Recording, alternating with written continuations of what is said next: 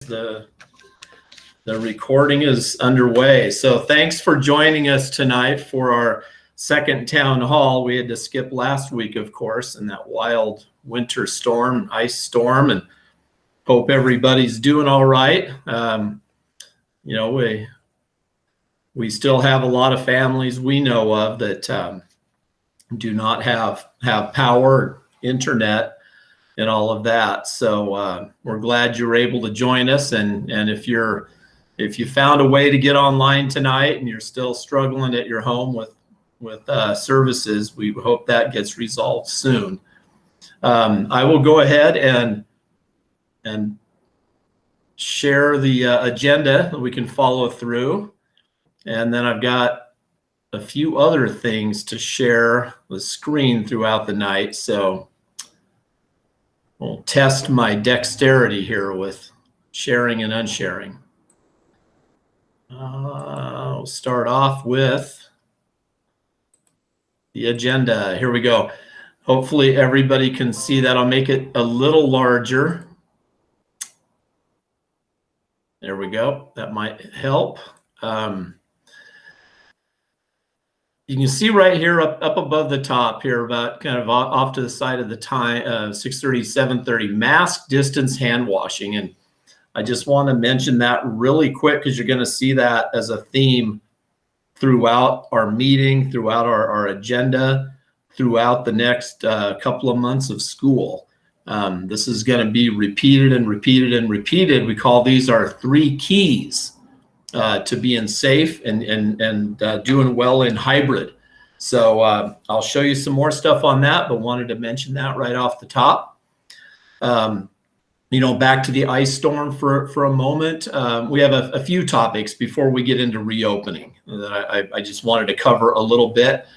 We've had kids here this week welcomed into the school to use internet so they can access their class meetings or to do homework. And that will go on as long as we have families without power at home and without internet. We know that a lot of families have had power restored, but still not internet access, which when we're doing distance learning is super important. So if you're listening, or if you have a neighbor, a friend, classmate that you know is struggling with this, please pass the word on to them that we're open here. They can bring their kids down, drop them off. We'll watch them, supervise them, help them get online, and give them a place to work. Also, grading day. This hit, the storm hit right as we were going to start developing grades and get into our report cards, and that's going to be pushed off now. Teachers have been talking to kids and home learning coaches as a result in their meetings this week about this, that our grading day will be kind of moved more or less to next Monday, the 1st of March. So really the semester has kind of been extended, for lack of a better term, give people some grace and chances to get homework assignments in, caught up on things in class. And so report cards will be coming out late next week. So by March 5th, that's our goal, is to have those in the mail on or before March 5th next week. Our status out here is pretty good. Wednesday morning last week, about mid-morning, our power came back on at Butte Creek, and the internet wasn't too far behind that. So pretty fortunate. We have had some other Silver Falls schools not so fortunate, including Victor Point right now, where it could be quite a while yet before they have power restored up there on the hill at Victor Point. So we'll feel for those families and staff and students up there, and hope that the power and everything's able to be restored up there at Victor Point pretty soon. I did want to show you guys, we'll stop sharing the agenda here for a moment, and I have just a couple of quick pictures that I wanted to share with you. We were chatting a little bit at the start of the meeting about the work going on out here today. Crews have been chipping up limbs and cutting down trees and thinning things out like crazy. So I went out and took a couple of pictures. I'll show the first one will be looking north, kind of standing in front of the school and looking north, and you can see that where there used to be a big tree down there by that, just to the left of the telephone pole, is now wide open, empty. There used to be trees on the other side of the fence line that you can see. Those are now gone. And the fence is damaged. It's hard to see in this picture. You can hardly see it at all, but it had some big limbs fall right on it. So they'll repair that, and they've thinned that out. So it's really opened things up, that's for sure. So that's looking north. But then another big difference here, I'll close that picture out, is when you look to the south toward the garage, and all of those trees were really impacted by the storm as well. And so here's that look down by the dumpster and the garage and the recycling container there and the power pole. Nothing anymore. So pretty wide open. Guys have been out there working really hard today. So it lends a new look, in addition to the work that Sheila and Larry Zeiss had done a couple months back along the front landscaped areas. So now we've got the opportunity to maybe look at some murals on the side of the gray side of the garage down there. Might be a good time for some student art projects or things like that to make the building look a little better. But that's what's been going on out here. Other than those things, the school has not been impacted. So we got pretty lucky out here. No structural damage to any of our buildings at Butte Creek, or really anything on our campus other than that little bit of chain link fence down on the north end of the parking lot. So pretty fortunate. Hope you guys are fortunate as well in your homes. Okay, let me get the agenda back up there now, and we'll return to that. Okay, so down to the second item, limited in-person instruction. Just really quick, we realized this has been pretty confusing here in the office today. We had several different discussions, but and we get that kind of between the district parent squares and our own, that there was kind of a lack of good communication as far as those LIPI programs. The K-5, 2 hours per day maximum, those classes, those ended last Friday. It was not the week that we wanted to end with, not seeing kids here at all due to the ice storm. But we are sticking with those dates of the date of the 19th as being the last day for K-5. 2 hour classes for LIPI, but the middle school kids that have been coming in over the last few months are still coming in for another 2 weeks, this week and next week. So those kids will finish their limited in-person classes on March 5th. So 6 through 8 still coming in for LIPI. This doesn't have anything to do with reopening schools, but it's worth mentioning budget process time is near at hand. We should be getting our school allocations this week, and we have a short amount of time to turn those around. They are due March 19th. And out here at Butte Creek, the way we build our budget in Silver Falls District, each school is given their allocation based on student enrollment and some other factors. And then it's up to the schools to build their budgets and expend their money as they see fit.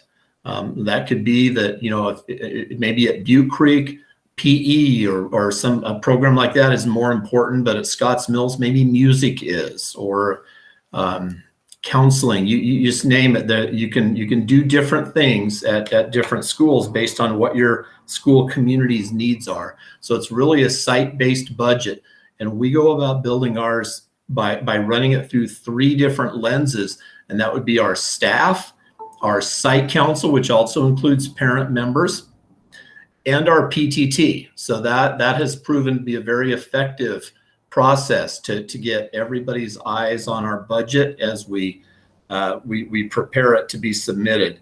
And that's what we'll do again this year. Those meetings, site council and PTT, are open to anybody. What we're going to have to do, and they'll be online, they'll be virtual.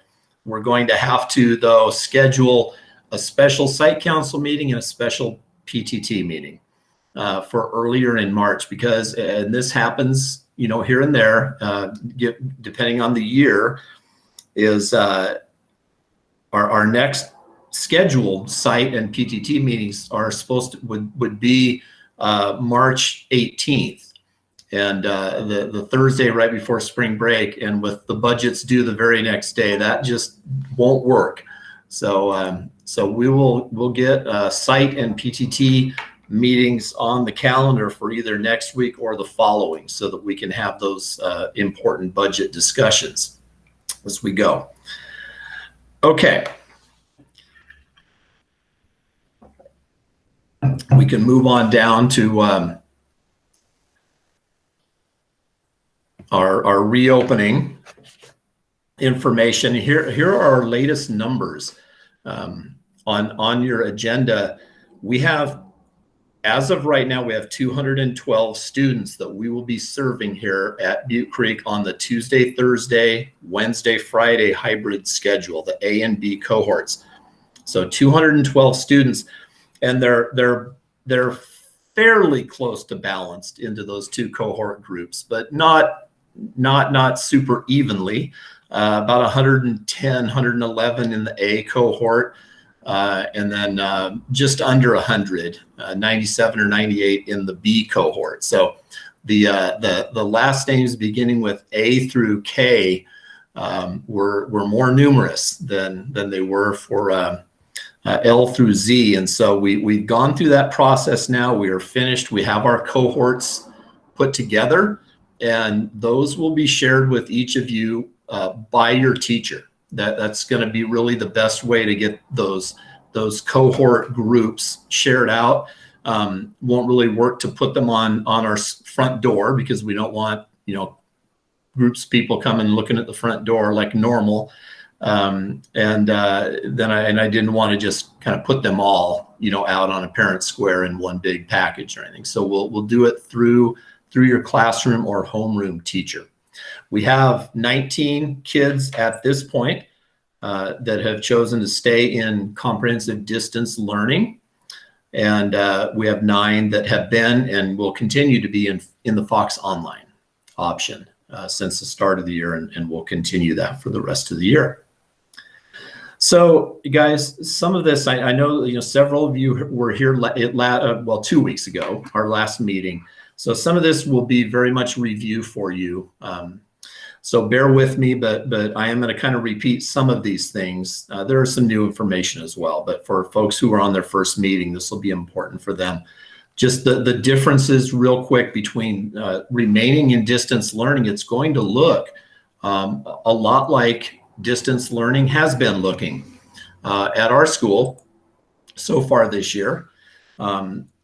There are teachers that are being selected in the Silver Falls district that will be the teachers in charge of certain grade bands. Let's say maybe K or K1, 2, 3, like that. There may be some changes in there.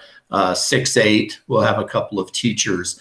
I can tell you this: none of those teachers will be Butte Creek teachers. So for our kids from Butte Creek that have chosen, for whatever reason it might be, to remain in distance learning, their days and instruction and all of that will look similar to what it's been here at Butte Creek, but it won't be with their Butte Creek teacher. So there'll be a little adjustment there, but we'll help with that. And if you want to look at some of that, there's a link here on the agenda that might help. That's on the district website that kind of spells out distance learning, hybrid, in person, and all of that. So that's just a helpful link there. For coming back in hybrid, though, as you guys know, and we're getting further and closer toward that, the kids will attend 2 full days of school each week in person. So those will not be the 2-hour limits that we have for LIPI classes. Those will be 2 full days, Tuesday, Thursday for cohort A, and Wednesday, Friday for cohort B. And again, we've kind of done our best balancing act to split those up so that they're reasonably balanced. And I do want to thank our parents. We've had several that have helped us by saying, yeah, you know what, my son or daughter can move from the B cohort to the A cohort if that will help, or from the A cohort to the B cohort. And guys, I can't tell you how appreciative we are with those decisions from you guys, and that kind of helped because it just made the process a lot easier. So thank you for that. Our regular school hours will be in effect. So every day kids are here, 8:30 to 3 o'clock, just like normal at Butte Creek, 8:30 to 3.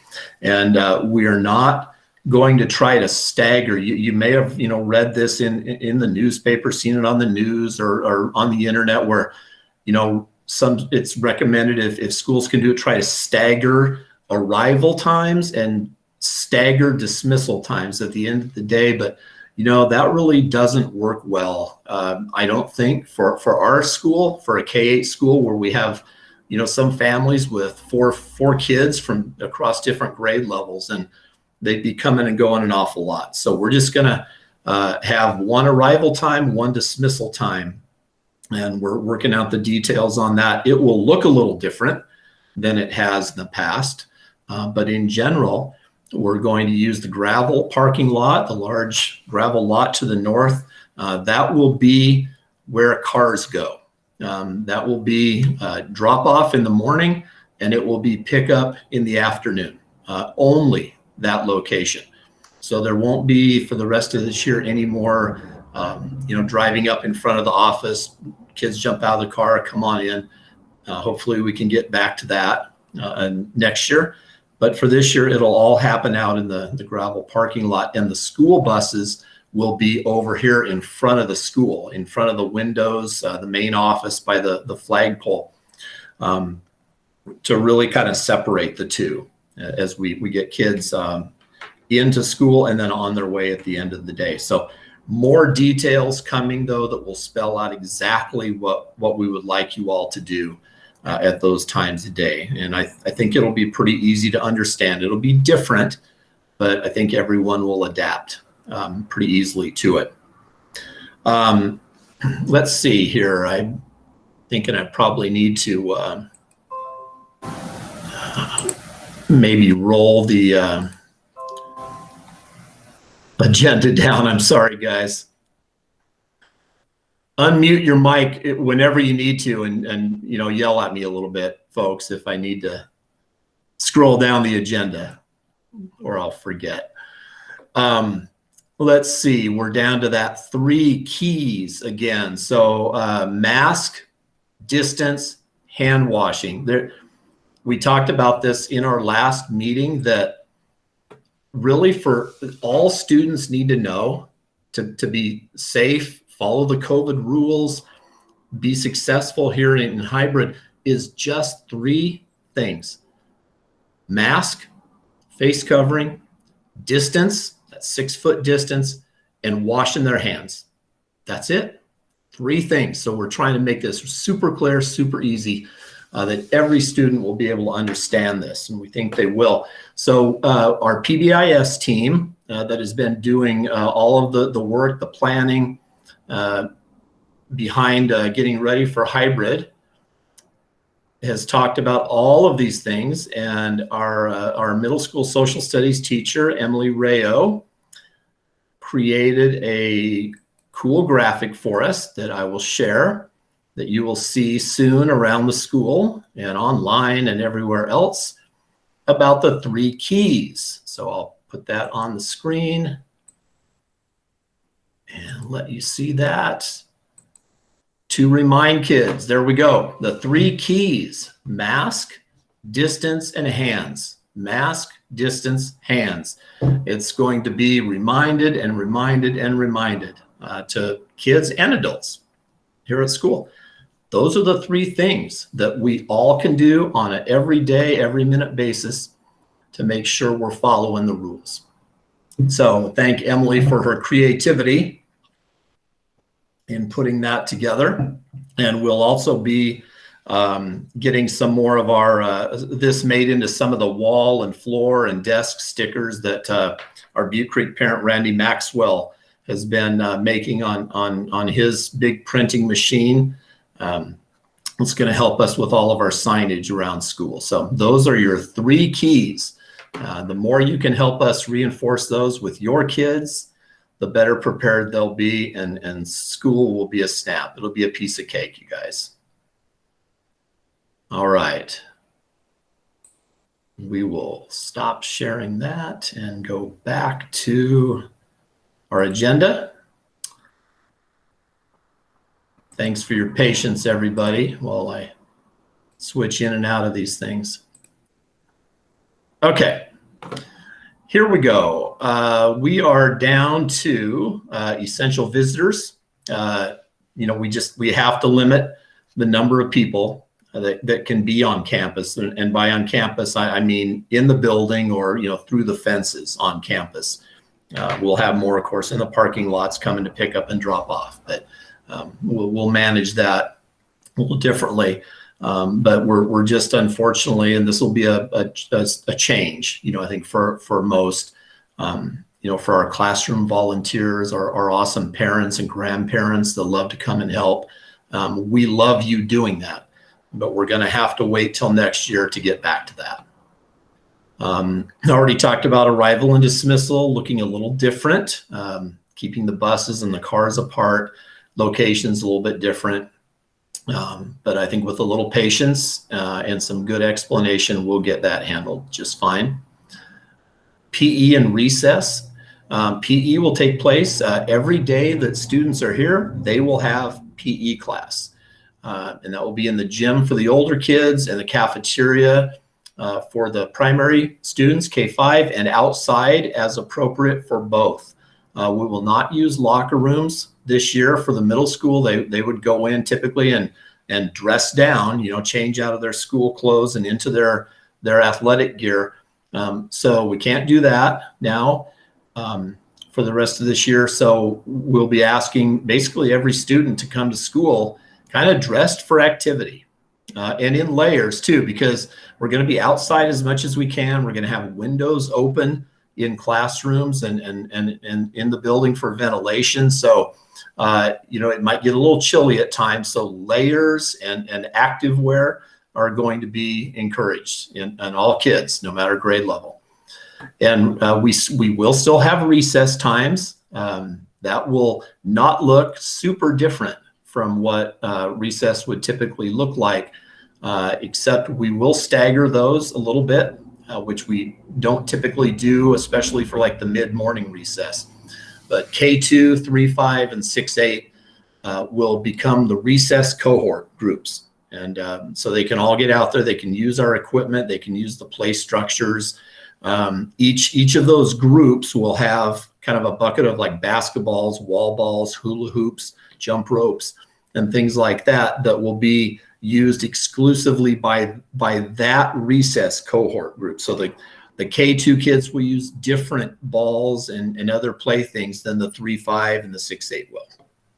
And then all of those will be cleaned daily, including the big structures outside, the bars, the slides, the swing sets, with disinfectant spray that Raphael, our custodian, will take care of each and every day after school.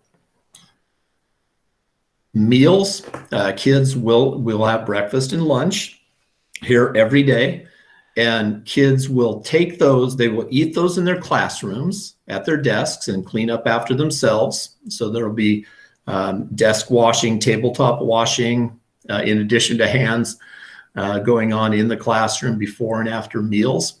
And so, if you're in the A group, for example, and you're here on Tuesdays and Thursdays, well, when you leave school on Tuesday, for example, you will also take meal bags home with you, so that if you want, you don't have to, so that you've got meals on your off days on Wednesdays and Fridays.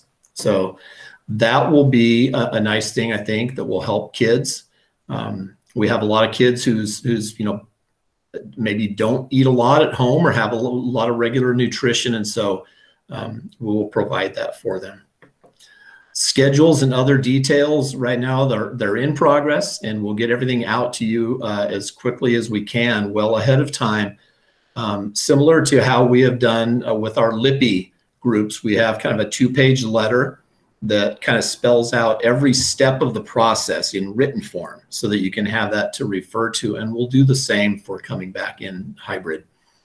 And we're very excited about our Back to BC video, which is currently in production, led by our amazing Mr. Usselman, a middle school math teacher who is also great with video and editing and filming and all of that stuff. So he was filming a couple of the scenes today at school, and we will get that going with a target date of getting that out to everybody next week, but in plenty of time, again, to watch it several times, and it'll kind of walk you through the day here, how things are different, what are some of the new rules, what do people have to keep in mind. So we're excited about that. I think it should be very helpful. We will have that done in both English and in Spanish, narration for those. On to some important dates. Hopefully you all can still see this. Let me take a quick pause, see if we've got any questions. Not yet. Okay. All right, so some important dates. There have been some changes, guys, really as a result of the ice storm. And so here's what those are. March 5th, the first one, that is the last day for middle school Lippy classes. So our 6th, 7th, and 8th graders who are currently coming in for 2 hours, a couple days a week, that will finish on March 5th. So next Friday. The 8th to the 12th will be orientation week for K-5. This has been pushed out 1 week. So that was just a strictly a result of the ice storm. So instead of that being next week, it'll be the week after. So here at Butte Creek, and I tried to highlight those in bold to maybe help them stand out a bit. On Wednesday, March 10th, that will be a full day. Come to school like it's a regular school day. The buses will be running. They will pick up the kids who are bus riders, and we would ask parents who are planning to drive their kids to bring them in on that day, just like it's a regular day of school, starting at 8:30 and finishing at 3. So the B cohort kids would come on Wednesday the 10th, because they come on Wednesdays and Fridays. And the A cohort kids would come on Thursday, March 11th. And the reason, why are we picking a Wednesday and Thursday, might be a question that you have in mind. Well, we're picking a Wednesday and Thursday so that we have some staff time and prep time together at the start of the week. And also then so that we have the Friday at the end of the week to review, kind of debrief, review, revise things as needed on that Friday. Because the following week then, the K-5 kids will start their hybrid. So the A kids would be there on Tuesday, the 16th, and the B kids would start on Wednesday, the 17th. And that's the week right before spring break. That's going to be a happening week out here, because also during that week, it ends up being the orientation days for the middle school kids. But for us, hey, no big deal, you guys. I mean, we are Butte Creek for one thing, and we're prepared, we're ready for it, and we're going to be excited to see all those kids here at one time.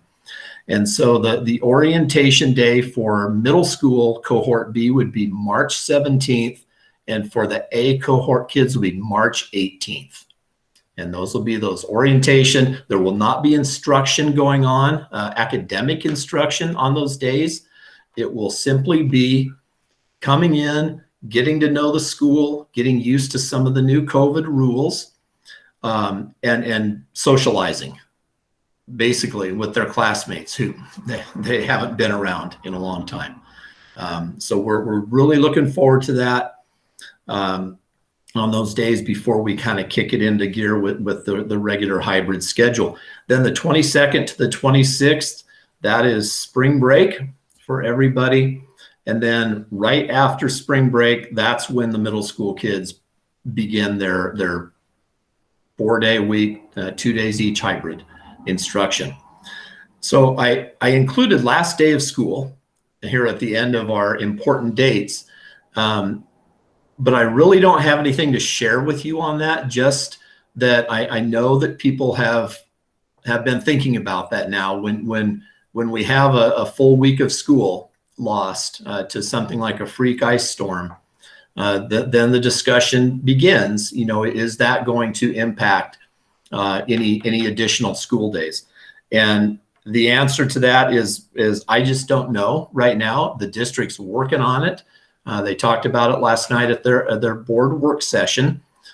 They don't typically make decisions like that, though, in work sessions. Those are usually done in regular board meetings, which would be on March 8th, Monday, March 8th. And so I believe that's the date that we will know whether there will be any additional school days added in June, or what some other options might be. So really, guys, just something to keep your eyes open for. And there will be plenty of messaging coming out around that, believe me. Blueprint is just about complete. That's something we started working on in July. For the original version of our operational blueprint as required by the state of Oregon, every school and district, individual schools have to do their own blueprints. And so ours is just about ready to go. There have been many updates throughout the year so far, both in the guidance document, the Ready School Safe Learners document by ODE and OHA, but also in some of the blueprint requirements themselves. And so we've got ours just about tuned up and ready to go. Maybe a last few touches.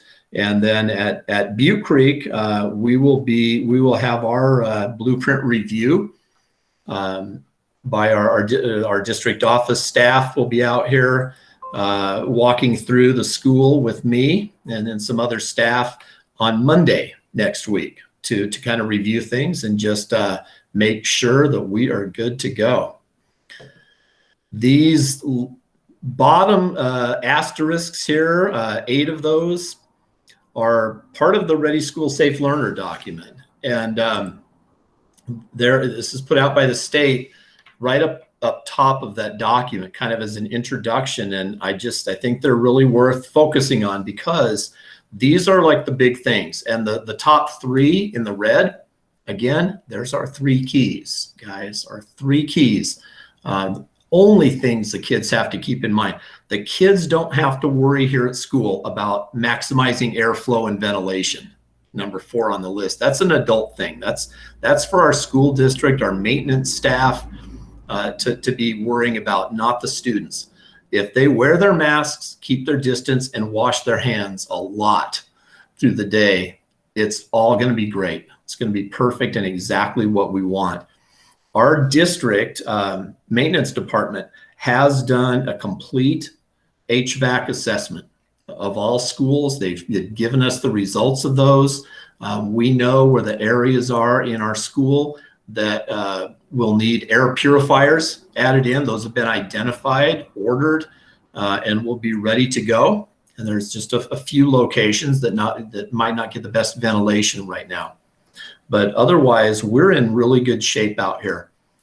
We've also got cleaning and disinfecting Small and stable cohorts. Kids can be part of no more than 100 people per week. So an individual student coming to Butte Creek under hybrid can come into contact with no more than 100 adults and fellow students over a week.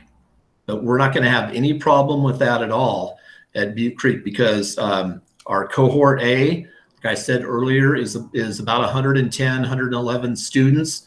But that's across K-8 in 2 different buildings that will never see each other during recess times, lunch times, be in the restrooms at the same time, all of that.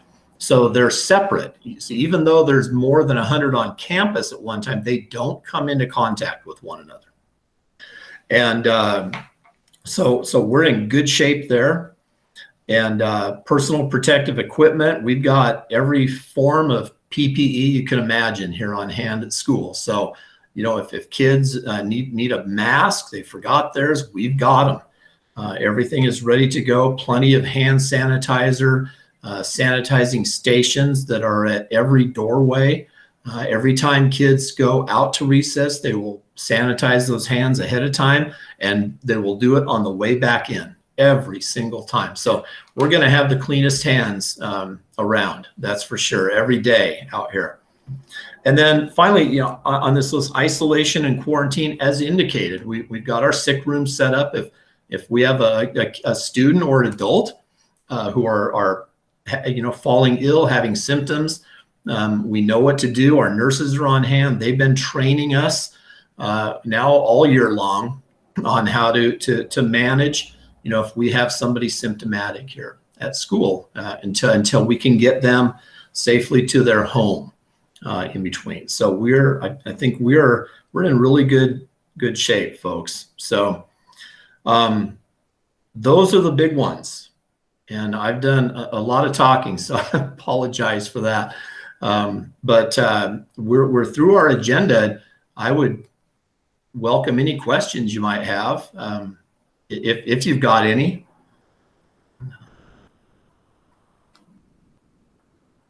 Just feel free to turn your mic on if you want and have at it. Shout it out. Or you can type it in the chat box or... Hey, Kevin. Yes, Christy. This is Christy Logan's mom. Yeah.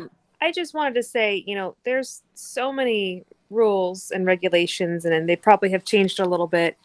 I don't know how you guys keep up with all of it, and I just really appreciate all the hard work that you and the staff and the teachers have put in so we can get our kids back to school. Like, I don't know how you did it, but I really appreciate it.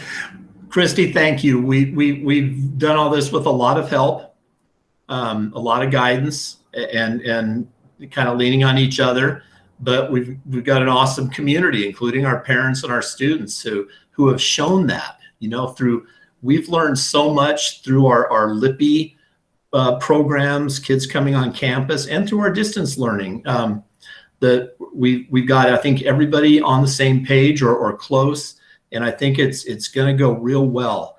And yeah, you know, there are a lot of moving parts. It seems like there's just something that everybody has to pivot on, you know, every day something new comes up. But, you know, trying to kind of bust those things down to, like, for the kids, just those 3 keys, you know, so that we're not overloading, especially our students with more than they can manage. So that's really our goal, is just kind of keeping it tight, keeping it simple, basic and easy to understand. So thank you, Christy, for saying that. I appreciate that. It means a lot. Anything else, folks?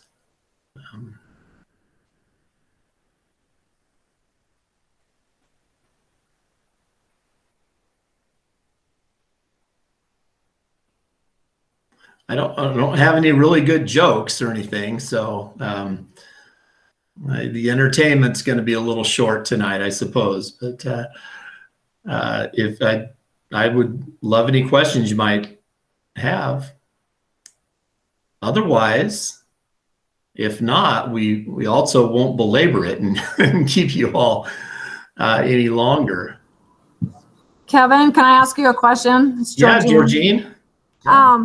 I had quite a few families tell me when I explained to them about coming back to hybrid, they weren't aware that if they chose to do the CDL, and I'm sure it's been out in a lot of the stuff, but that they aren't going to be still working with their regular teachers. And so some of them said, well, if they're not going to have the regular teachers, they didn't want them at the last 2 months of the year to have a different teacher on those days or to get help. And so that was the way I kind of convinced them that come back to hybrid. But yeah, so I don't know how many of the other families also aren't aware of that. Kind of makes me wonder. Yeah. Well, that's a good question. And, obviously not everybody is on these meetings, especially now, when power and internet's scarce, but Yes. so that's something that we can continue to kind of get out a little bit more in Parent Square and other communications, especially about that who your teacher will be in CDL. And I think the district has just about finalized all of those folks. So that pretty soon kids and their parents should be able to learn who their kid's CDL teacher will be. Okay. And that will help to know. I've seen a couple of the names. I'm not sure they're absolutely finalized, so I would hesitate to say those right now. But I saw a couple today, and they're all fine teachers. They're veteran teachers in the district that will do a great job with our kids. They will take good care of our kids. But yeah, I think it's worth everybody knowing that it won't be their Butte Creek teacher. Yeah. Perfect. So, Thank you. Mm-hmm.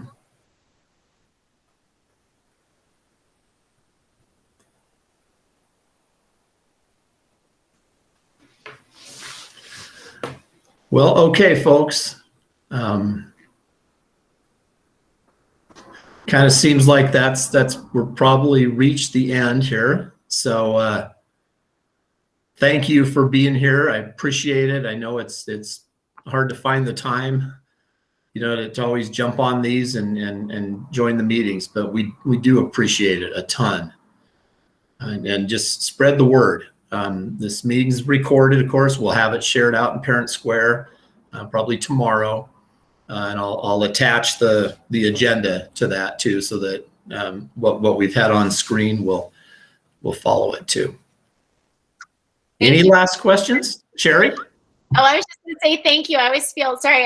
I feel like so many of us moms probably have our cameras off because it's nighttime and we're all in our pajamas at this time. But so that's why we're all so quiet. But just want to say thank you. I always feel like bad when there's the silence and you're waiting for us to respond. So yeah, so thank you. Well, you're welcome. You're very welcome, all of you. And yeah, it's pleasure. I mean, it's seeing everybody, whether we're just seeing, hearing, or whatever. It's great to be able to connect anyway. So thanks, guys, for that. And just wish everybody a great evening. And if you've got questions, I'll hang around for a bit here, or you can call me at school, email me, stop by, whatever works best. Thanks, guys.